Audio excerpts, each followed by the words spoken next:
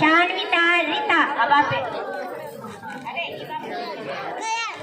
వాళ్ళమ్మ జాయిన్ అయ్యేప్పుడు ఆవిడ గారు మేబీ సచివాలయం వాలంటీర్ అనుకుంటా, నాకు ఫస్ట్ కరెక్ట్గా తెలీదు. ఆ తర్వాత విషయం తెలిసింది. కానీ మేడం వచ్చి చెప్పించుకోవాలి, నాకు నేను ఇలాగ వాలంటీర్గా వర్క్ చేస్తున్నాను అంటే, మా అమ్మకి పాపకి చాలా ఇప్పటికే వయసు అయిపోయిందమ్మా, కాబట్టి మీరు రెగ్యులర్గా రావాలంటే కూడా ఆమె యొక్క డ్యూటీస్ అక్కడ చెప్పేసేసి అదే పింఛన్స్ అవి ఇవి ఉంటాయి, ఆ టైంలో మాత్రం వెళ్ళేసేసి మళ్ళీ టయానికి వస్తుంటుంది. కానీ ఆ పాప ఇన్సిడెంటల్ లాంగ్వేజ్ అంటే సందర్భానుసారంగా ఏదైనా మాట్లాడగలుగుతుంది, అనర్గళంగా, ఏ మొహమాటం లేదు, ఉన్నది ఉన్నట్టు కుంట బద్దలు కొట్టినట్టు మాట్లాడుతుంది. ఇప్పుడు ఏం చెప్తుందో విన్నా మా పాప.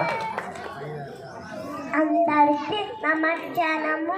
నా పేరు టాంగ, మా అమ్మ పేరు వరలక్ష్మి, మా నాన్న పేరు సుబ్బమన్నము, మా అన్న పేరు రోహిత్.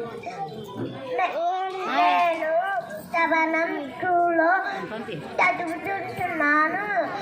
హరే కృష్ణ హరే కృష్ణ కృష్ణ కృష్ణ హరే హరే, హరే రామ రామ రామ హరే హరే.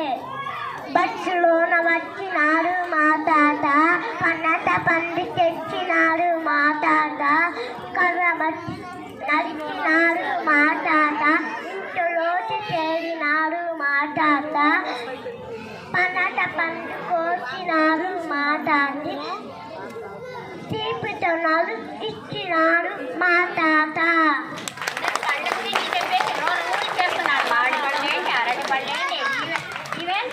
పనస పండు జాక్ ఫ్రూట్ దాని గురించి కూడా చెప్పేసింది. వాళ్ళ తాతయ్య వచ్చారంట, కర్ర పట్టుకొని వచ్చాడంట. వాళ్ళు అందరి తాతలు పట్టుకుంటారా లేదు, వాళ్ళ తాత పట్టుకున్నాడంట.